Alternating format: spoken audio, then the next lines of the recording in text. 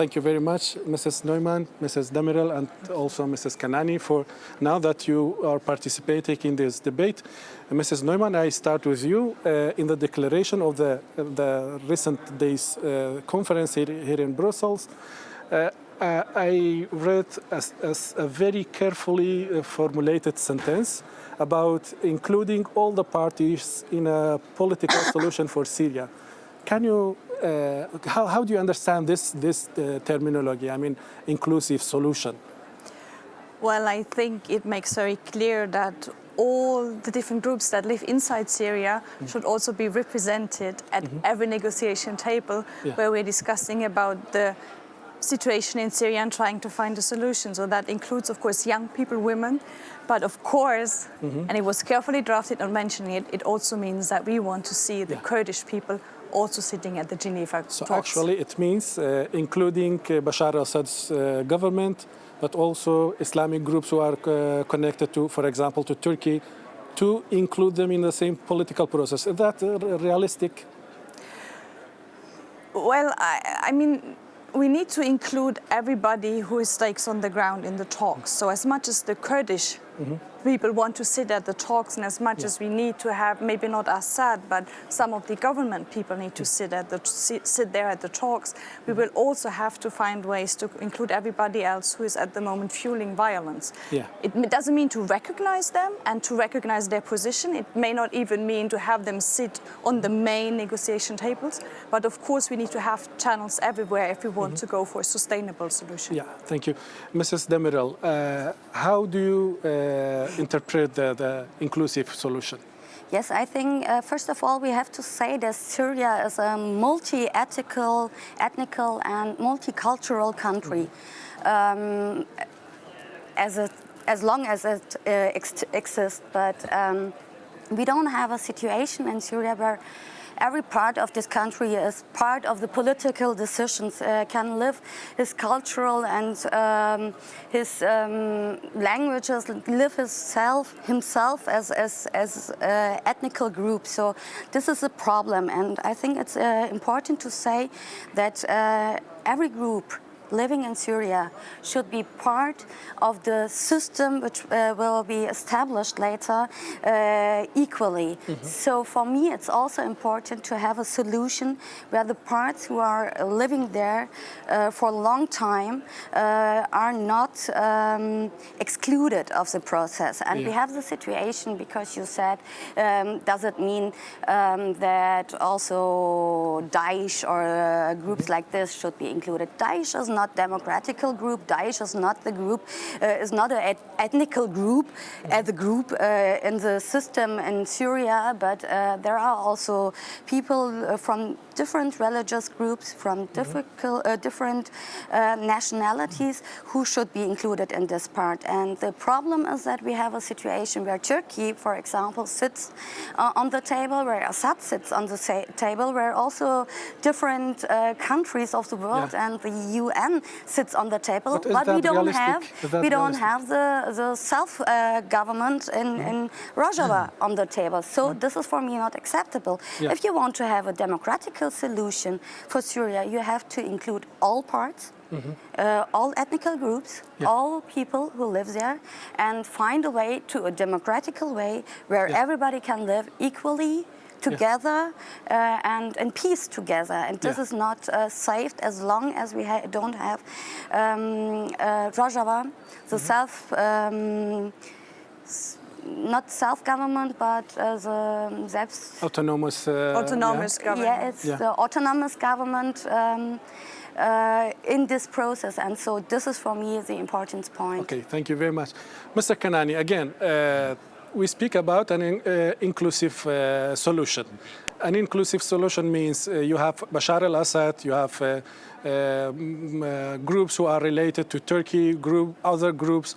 You bring all of them on the same table and they find a solution, a common solution. Don't you think this is just a beautiful thinking, not implementable? Listen, I think it's important to have a sense of aspiration and hope, because otherwise we are lost. This has been going on for 9 years, and I have to say that the reality or the realism of having everyone around the table is not necessarily the case. Yeah. I don't believe we'll get everyone around the table. It would be great to have everyone around the table, but I don't think so. There are too many vested interests, north, south, east, and west of Syria. Let's face that. It's a geopolitical issue, and we know that until we sort out what Turkey's up to, what Russia's up to, and what America wants to do or not do, we're not going to get to a place where the talk of including all parties internally can actually come true. And I think the other issue for me is that Syria is an example of the failure of multilateralism. Yeah. And I think until we really get the UN and other players, and the EU is the largest funder, don't forget, of humanitarian aid in Syria. Yeah. How do you forge a different kind of caretaking approach, which is not patronizing to the internal powers, but actually creates the possibility of bringing players to the table? But that takes careful management. It's not going to happen in and of it by itself. But we need to get the UN in particular and Europe to work slightly differently and better if we're going to get people around the table, because it's not going to happen by itself. And I think those are fine words, and this is not to denigrate my colleagues on the panel about an inclusive approach.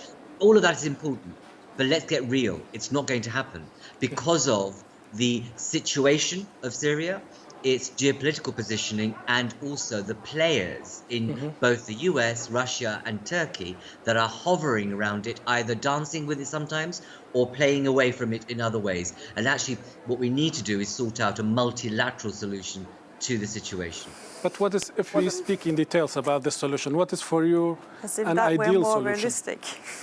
What is a realistic Sorry? solution? What is a very realistic solution in your point of view?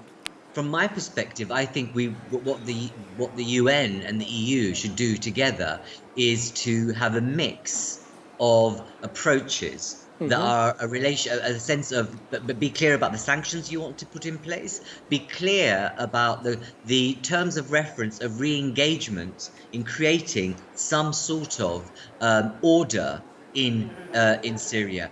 We're not going to have that happen overnight, but you need to begin to start that conversation using a mix of what you're putting in through money, through sanctions, and through political buy-in or political sway to get things moving in a particular direction. Because at the moment, given the other, let's say, the flashpoints in the Middle East and elsewhere, and the COVID crisis, this 9-year war could continue for another 9 years and be and go unnoticed. Right. Mrs. Neumann, what I hear from Mr. Kanani, I think this is exactly what until now is happening. Just trying to bring everyone together, but it doesn't work. Don't you think, do you agree with Mr. Kanani that this is the solution, realistic solution?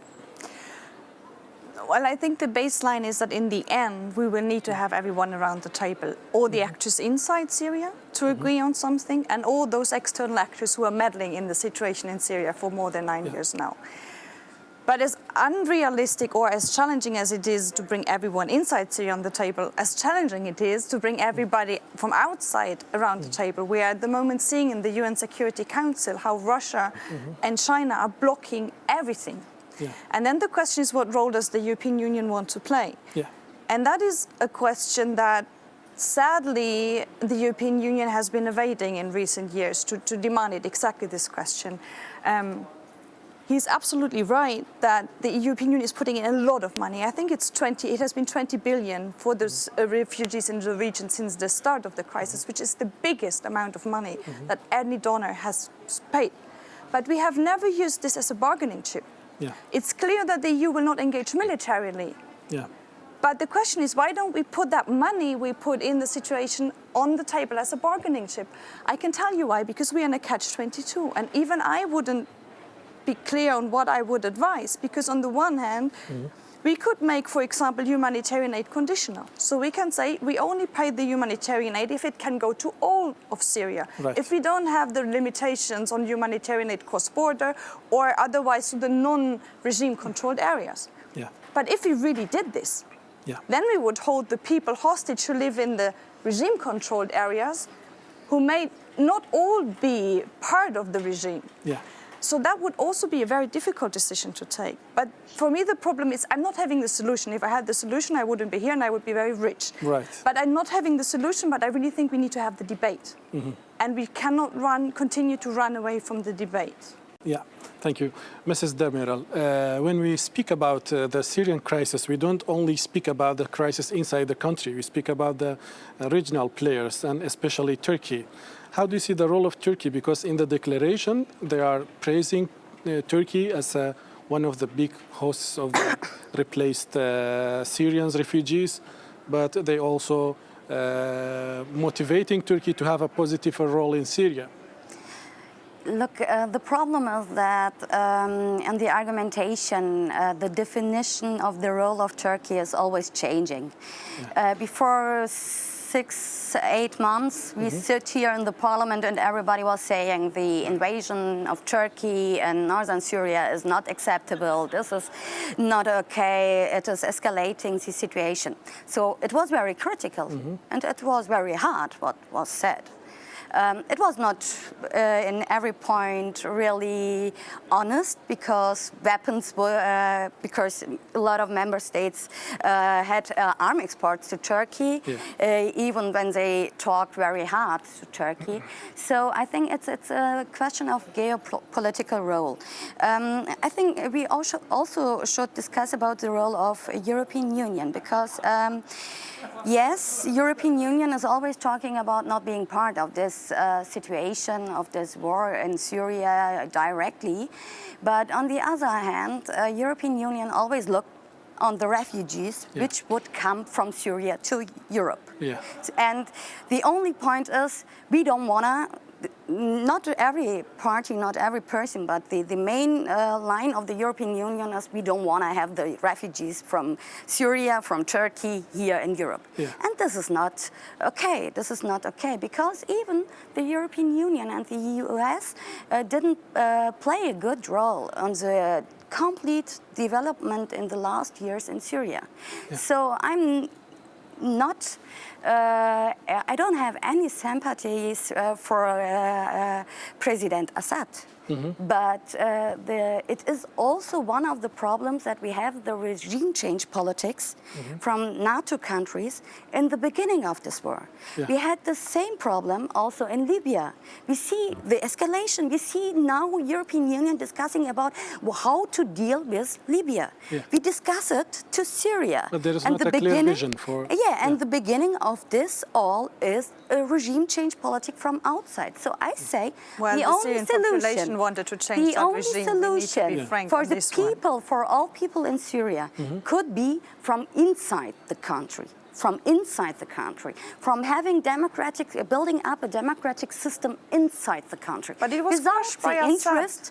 Without the interest of Turkey, of Europe, of US, on the resources of this country, because it's belonging on the resources, on the economic resources of this country, and this is not acceptable because people are dying since 9 years in Syria. Okay, thank you very much. Mr. Kanani, your think tank is Friends of Europe. Do you see or do you understand the current position of the European Union, for example, towards Syria? Many people say there is not a very clear vision for what should be changed in Syria. Your friends, they don't know yet what they should change. I think that if there was clarity about that, we'd have made much more gain by now. Let's face it, we have a brand new commission that wishes to be noted and noticed as a geopolitical commission and have strategic autonomy. That has not been defined in clear terms because obviously in the early part of its new tenure, it gets knocked down by the virus. And I think that has been the dominating narrative for everything it's been doing. Now, so far as flashpoints and crises like Lebanon, like in what's happening in Libya and in Syria, I don't think there is a clear game plan, and that's the problem. I think there's a sense that it's everyone's problem and no one's problem. And because it's been going on for 9 years, and I think the colleague who referred to what happened in terms of last year in Turkey's extension of a bit of it, and the fact that the world said, oh my goodness, and then suddenly everything went quiet and everything continues. is I think a signal of the absence of a strategic geopolitical strategy for the region and for Syria itself. And I think one of my concerns, or one of our concerns, is that this is going to come back and bite us in the bottom, all of us in Europe. Because on the one hand, we've done a dirty deal with Turkey about keeping refugees away from the European border. You have got huge economic crisis within Syria. Assad's in trouble. It's hyperinflation. Lebanon's going down economically as well. So you have a regional situation that's hugely fragile that will affect Europe. And actually, there's something about if you're not going to be thinking about the future and what's going to happen to the economy of Europe as a result of what happens around its neighborhood, then we're going to become unstuck. So one of the issues for us is that how do you use the financial and political leverage that you have? So use the dirty deal with Turkey to engage in a different conversation about Syria. Use your humanitarian aid. Use your leverage with NATO partners and UN partners to do something slightly different and get people round the table to have an honest dialogue of what's happening in the region, not just simply Syria, but across the region. Because I think therein lies the opportunity for us to think differently about Syria, because now Syria is in a very weak situation and very weak context and circumstance. Europe has an opportunity to lead a very fresh and different and dynamic conversation around the region, and I hope it takes that up. But if it's clear right now, no. If your question is there clarity about what the actual strategic role and aim is in Syria? No, there's none. But my advice would be that, as I've just said, I think look at the region as a whole. Look at the economic circumstances currently within Syria. Look at what's happening in Lebanon and in that belt, and use the opportunity of that. And I don't mean that in a cynical way. There's leverage to be had by those very dire economic circumstances, and to fill the vacuum that will be easily filled either by certain partners that you're already aware of, either in the west or the east of Syria. Yeah, thank you, Mr. Kanani. Mrs. Neumann, at the beginning you mentioned including Kurds in the peace process. And as you know, right now there is an ongoing negotiation or unifying process between the Kurdish factions observed by United States and also France. But that is very sensitive, not only for Turkey, but also for some opposition parties in the Syria. How do you see that process, trying to unify the Kurds in Syria? From an outside perspective, I would say it has an upside, which just means that if the Kurds would be unified, at least when it comes to what their future vision for Syria would be, their voice would be much louder, much better heard. It would just make it easier for everyone from the outside to deal with the Kurds, because we have just the Kurds, and to represent their points of view or even bring them to the negotiation table. So on that strategic perspective, I think it would help a lot us as the outsiders. On the other hand, I really don't think that it's fair to tell the Kurds to be speaking with one voice and be just one, whereas everybody else is very diversified, as all our societies are, and such is the Kurdish society. So I really don't see why they all of a sudden have to be just speaking with one voice and being one and the same, whereas everybody else cherishes now their diversity and wants to see them represented in a democratic way. So these are the two sides I see in it, and it will be difficult to balance. Yeah, thank you. Mrs. Demirel, do you agree with Mrs. Neumann? Strategically, it's very good, but it is not good for beholding the diversity. I don't think that the Kurds are all just one voice. This is not the reality, but I think there's an important difference. We have the Kurds are people who don't have his own democratic system built up till a few years ago or till now. If you look on the whole people, Kurds people all over the Middle East. So we have Kurds living in Iran, in Iraq, in Syria, in Turkey. So in 4 important countries, and especially in Turkey, a huge population living there. So this is difficult for the people, and I can understand when they are discussing in between their groups and saying, if we want to be stronger, we have to speak with one voice. So, but it's not on me to comment on these structures, how to react. But I think what is important for the Kurdish people is when they are fighting for democracy, and they always, when they fight against Daesh or they fight against other undemocratical minds, they always underline that there are they are in peaceful or want to build up peaceful countries or lives and equality and democracy and maybe later also diversity. So this is important, and I think what is important for the Kurds is most, in my opinion, is So you think for right now Syria, the diversity is example, not necessary for right now? What? You think for right now the diversity is not necessary among the Kurds in Syria? No, it's not on me to comment on it. It's Yeah. not on me. I'm not the different structures and parties of Kurdish people which are living in 4 countries now. It's not on me, but I think this is the main of the discussion, so that they discuss about speaking with one voice and to be stronger in their voice. So, and I can understand this point of view. And it's not the same like Germany to discuss about diversity and things like this. It's another situation.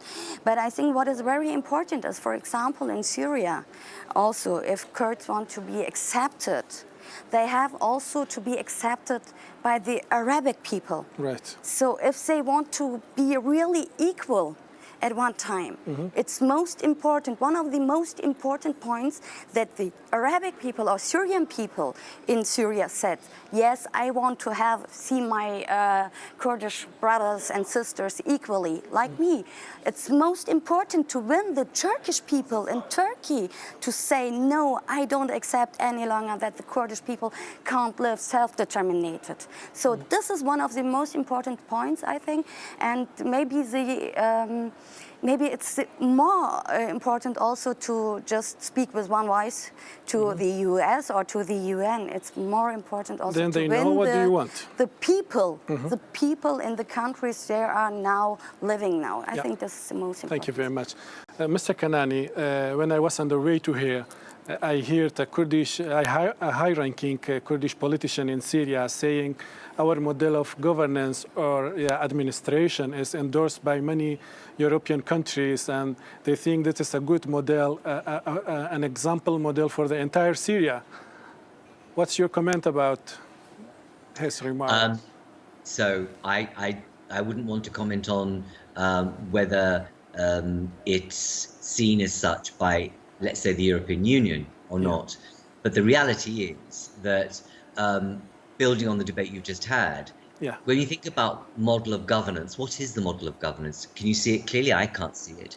We can see, what we can see is there have been so many international players who've had their forks and knives into the region, especially in Syria, in ways that has actually cut it up in the way that it is. And now you have, the Kurdish-controlled area of Syria, northern Syria, is one of the few places where people of different traditions and faith have lived together for donkeys, for years, centuries, decades. But that does not make for a solution in its own right, whether a model of governance, let's say, exists. But the reality is that takes us nowhere. That doesn't provide a one or a multi-state solution that we need to be thinking about in the region. Whether you've got a senior individual saying that our model is being seen by Europe. Europe has a vested interest in various ways. So even the countries, let's say, that were aghast by Turkey's role in extension have arms deals. Which they've continued. The prior arms deals that they've honoured, but they've said absolutely, let's have an arms embargo. But what we actually need is a proper arms embargo. And don't forget, the deal with Turkey also matters in this regard. So I think that this thing about whether it's a Kurdish one voice or whether the Kurdish way of governance is going to work, is neither here or there. That makes not a jot of a difference to how we solve the problem. And I think the comments made by colleagues on the panel about prior to this happening, the world was interested in regime change. The world has changed in such form and depth in relation to how it deals with crisis on its borders, that we need a very different game plan, a very different approach to investment in the region, but also in Syria in particular. And, we need to have more honest brokers that are seen as honest brokers without hands behind their back, crossing their fingers about arms deals or need for some sort of political gain. We need a set of honest brokers that can actually come around the table and move us forward in a way that recognizes the diversity in Syria and the fact that, you are going to have people with very, very entrenched views. And we need to confront that, recognize that, but work with it. Yeah, thank you. Mrs. Neumann, when we speak about an inclusive solution, it means you have different groups in Syria who committed crimes against humanity, and you have to forget everything. Nobody is accountable for anything, and they all have to come together and solve the problem. No war, okay, no problem. What happened before? Well, that's not what I said. Yeah? I said all the people who live inside Syria should be represented at the negotiation table. Yeah. That does not mean that everybody who committed monstrous human rights violations has a right to sit at the table. Yeah. Because a lasting solution will only be possible if there is accountability for at least the worst crimes, and there are many. Yeah. So I think we need both. But it still means that Kurdish people can sit there. It still means that people of the different Syrian ethnic groups can sit at the table, but not those who were using the chemical weapons. Yeah. That's a very clear distinction, and I think every solution has to have both tracks. So we need to hold those accountable, but not the whole ethnic group or the whole family or the whole village, but those who committed the crimes. And there it will not always be easy to draw a sharp distinction. But I want to make one thing very sure, because we all have this word of regime change going on in this discussion. In the first place, it were Syrians that were protesting against the regime peacefully. And these protests were crushed with violence, with torture, and later on with chemical weapons. Yeah. So the regime change, the wish for regime change came from the Syrians, and it's their fair right to change that regime. Yeah. And then it was suppressed. And that's where other people from the outside started to come in with useful and maybe not so useful means, but saying, well, that is not how we accept Assad to go. And that also needs to be very clear when we talk about regime change. The wish for regime change came from the Syrians. Thank you very much. Mrs. Demirel, how is an effective participation of Kurds is guaranteed in the future of Syria? If I'm allowed to say something to what Hannah said, I just want to say what Salih Muslim said. He was the president of the PED, and he said at that time when I was faltered by Assad regime, the other ones who wanted me now to fight against him shaked his hands. And now I don't fight against the Syrian government, he fights against Daesh, and he wants a democratic solution. And he always said, I don't have a problem with Syrian people or the Syrian integrity. They didn't want to split the country or things like this. So I see it like Salih Muslim. The people who are saying it is right that in the beginning Syrian people were protesting against the undemocratical situations in this country. But it was very fast after it that it changed, and that it was clear that there was also Islamic groups, jihadist groups. I don't know, jihadist is the right English word, but jihadist groups. Yeah. And it was very clear. And the people who also protested at that time, a lot of people go back and said no. And a lot of people said, no, we don't want you to be in a war in this country. This is also the truth. I think you can't say that every people who protested at that time was shouting for the US Regime come change. in and bomb this country, and because they knew it won't be the better solution for them. I think it was divided. It was divided, and it was But clear that's that what- one of the I think that's what effective groups in the FSA Yeah. was also jihadist groups. So I would say And that's we should not what be you more said, I think. No, right? that's not what I said, You're right. but- But anyway, it was how, what you said. It was what you said. if we but- come back to my question, Yeah. what's the guarantee that the Kurds have a very effective role in the future of Syria? I think the Kurds will have their effective role when they show that they are for equality and democracy, because the Kurds won the sympathy of all over the world, of all people all over the world in their fight against Daesh. Yeah. And they won it because they didn't say, we are the best in this country, we are the best people. They say, we want equality. We want equality between men and women. We want equality between all religions who lives here.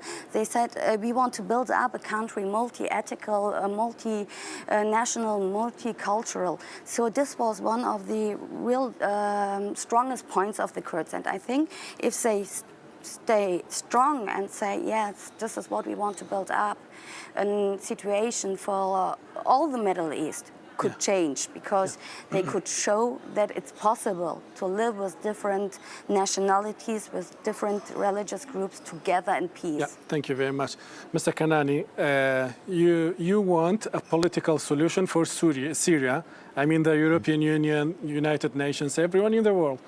You have to make Turkey happy. You have to make anti-Kurdish groups, opposition groups happy. But how you can guarantee the future, a good future for Kurds in Syria? You can't. The basic You can't. answer is you can't guarantee. You can't guarantee Okay. a great future because of the politics that are involved and the issues that I've raised in this discussion with you. The reality is there is political game playing taking place. Yeah. What we need to do is be honest about that. And I think, I genuinely believe the EU has an opportunity to move into a space which I think is a vacuum of international leadership in terms of multilateralism. Yeah. I think they could be the, let's say, the peace broker in a different way by having a very frank conversation with Turkey and being clear about its relationship with Turkey, having a conversation with Lebanon and with Russia, and making sure that its discussions with the US are clear about the role it will play in the region. Because let's face it, we have no idea what the US is going to do in the region. It's in and out. So I do think we need a political solution. We need something that's led by the EU, because I think it's got the biggest skin in the game, if you like. It's got the money there, and it's got the potential political leverage to make things happen. And I agree with some of my colleagues that, when I made the point about regime change, it wasn't about the inside, it was the outside view of how international partners go in with a particular ideology of regime change. I agree with both panelists about the fact that it wasn't clean, it's not tidy, it's neither an either or situation about people wanting a different type of government, a different kind of governance and more equality. And I think that we sometimes forget that the power of being able to go into the region in an honest broker fashion with let's say peace brokers that are armed with humanitarian aid but also political will to be able to create some sort of truth and reconciliation commission. Because if we think of what happened in South Africa, I know it's a very different context, but there are ways in which we've used international models of truth and reconciliation which enable communities to own up to hideous things that have happened, but also the positive things that they want to be a part of and the common and shared values that they have, which might sound pie in the sky, but you need that process if you're going to deal with the psychological trauma of what Syria has been to many communities and outside of Syria. Yeah, thank you very much. I have a very short time, about 3-4 minutes. In short, 5 billion is spent for 2020 by EU and UN for as aid for Syria. Do you think in the past that the money is which is spent was effectively used for Syria? And do you think this 5 billion can change anything? Well, there's two kinds of money that we need to spend on Syria. One is the humanitarian aid. Yeah. And I think it's out of question whether that is spent in a useful way. It's just being spent on the most vulnerable to make sure they can survive. Yeah. And if we have enough money in the bucket, which we don't have at the moment, kids may even have psychosocial help or can continue to go to school. Yeah. And I think that money we should never question. Yeah. As long as it's sure that it reaches everybody and it's not misused for political purposes, and that's what we continuously fight for. Yeah. The other money, and that's what we will have to discuss in the near future, is reconstruction aid. Yeah. So how do we rebuild the roads? How do we rebuild the hospitals? How do we make sure the health system is rebuilt? And that comes and should come with the political bargaining. So we will only be willing to spend this money in Syria if this and that happens. And I have to say with Mr. Canelli is that we need to be very frank and we should have a clear position. He also never said which the position should be, on which we should be very clear and frank. And that is also the question that comes with the reconstruction aid. We know that the EU will have to pay for it. I think it should use it at a bargaining chip. But with the regime in place, and we all, at least I would want to see it go, but with a realistic assessment that it will not disappear in the near future, we will have to ask us exactly these questions: under which conditions are we willing to do what for reconstruction in the most effective way? Thank you very much. Mr. Kanani, do you have any last comment? Very quickly, I agree with you that I didn't say that, but I suppose I was being too implicit. I believe that the actual reconstruction process should be based on the EU values. And I know that sounds as if you're being colonial in a way, but it's not. We need liberal democracy. You need a rule-based system. You need a free and open democratic process. And you need to be able to create a structure where communities are able to live in peace. But let's not forget that the reconstruction program is 250 billion in estimation. That's 4 times the GDP of Syria pre-war. But I think the only point I would make is I would use the humanitarian aid in a way to make sure it is getting to everybody. My concern is I'm not sure that it's getting to the places that it needs to get, and we need to make sure that international NGO, human rights and aid agencies are able to ensure and vouchsafe that actually money is getting to those across Syria. And I would use that in tandem with thinking about reconstruction in a way that's about creating a liberal democracy. Thank you very much, Mr. Kanani. I have to be fair. The last word is for you, Mrs. Demirel. I don't know what to say, the last word. I hope the last word wouldn't be mine. The last word would be the word of the people of Syria, and I hope that they will live in peace as soon as possible, and that all countries, foreign forces, which are not playing a good role for the future of Syria, can go home and let them in peace and democracy, build up their own democracy. Thank you very much, Mrs. Demirel, also Mr. Kanani and Mrs. Neumann. Thank you very much for participating in this debate. Unfortunately, Mrs.